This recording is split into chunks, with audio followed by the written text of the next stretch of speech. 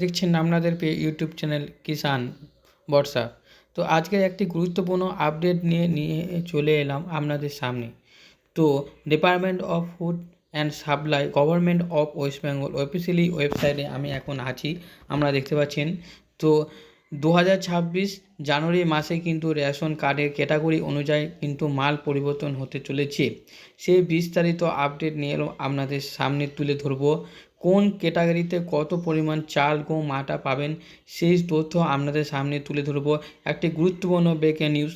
তো এটি সবারই সামনে শেয়ার করুন, বন্ধুবান্ধব যাদের সামনে, তারা যেন এই বিষয়টি জানতে পারে। তাই এখন আমি গভর্নমেন্ট অফ ওয়েস্ট বেঙ্গলের অফিসিয়ালি সাইডে আছি। তো আমাদের বিস্তারিতভাবে জানাবো যে আপনি অন্তোদয় কার্ড, আপনার যদি এসপিএইচ কার্ড থাকে, যদি আপনার পিএইচ কার্ড থাকে, RKSY1 RKSY2 কার্ডে কত পরিমাণ চাল, গম, আটা পাবেন সেই সমস্ত বিস্তারিত তথ্য জানাবে। চলুন সেই বিস্তারিত আলোচনার দিকে যাওয়া যাক। তো দেখুন আমি চলে এসেছি সেই ক্যাটাগরি অনুযায়ী কার্ডের।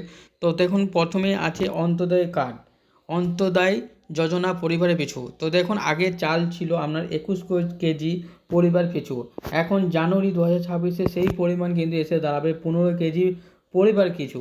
যেখানে আমরা 21 কেজি পেয়েছেন সেটা এখন 15 কেজি হবে। এবারে দেখুন গম ও আটার ক্ষেত্রে সেই একই।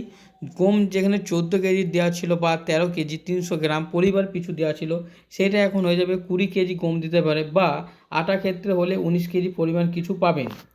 তারপরে দেখুন পিএইচএইচ যাদের কার্ড আছে তারা কত পরিবার পিছু পাবেন।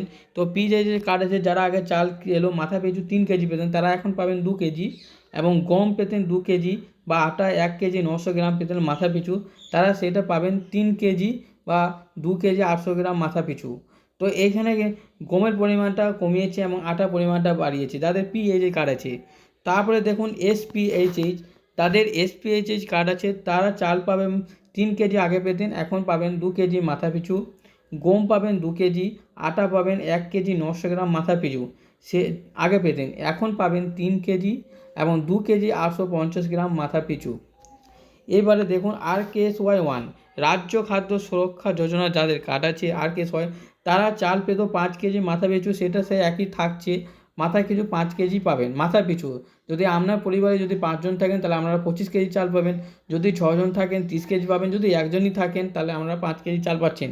আর RKSY2 এর ক্ষেত্রে কী হবে, RKSY2 এর ক্ষেত্রে হবে চাল পাবেন 2 কেজি এবং মাথা পিছু 2 কেজি একই থাকছে। তাহলে RKSY1 বা RKSY2 কোনো পরিবর্তিত হচ্ছে না, পরিবর্তিত হচ্ছে এসপিএইচ, পিএইচএইচ এবং অন্তোদয় কার্ড। এই ছিল আপনাদের একটা গুরুত্বপূর্ণ তথ্য আপনাদের সামনে তুলে ধরলাম।